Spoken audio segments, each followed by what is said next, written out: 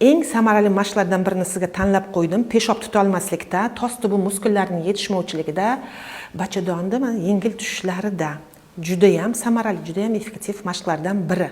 Mana singlimiz hamshira Saodatni iltimos qildik, rozi bo'ldilar jonim bilan. Mana demak, mana to'g'ri yotgan holda dumg'azamizni kindikka qarab ko'taramizda, mana shu kindikka qarab 3 gacha sanaymiz. Qo'yib tashlaymiz. Endi mana ko'taramiz. Mana shu yerda qisamiz. Tos tubi muskullarini mana shunday qilib siqamizda 3 gacha sanaymiz. 1 2 3 tushiramiz. Ko'tardik. 1 2 3 tushirdik. Demak, mana shu yerda siqish kerak. 1 2 3 tushirdik. Ko'tardik. 1 2 3 tushirdik. Demak, mana shu 15 marta qaytariladi. Kuniga 5-6 marta, 10 marta bo'lsa ham, qachon vaqtingiz bo'lsa, qaytaravering. Juda ham effektiv mashqlar hisoblanadi.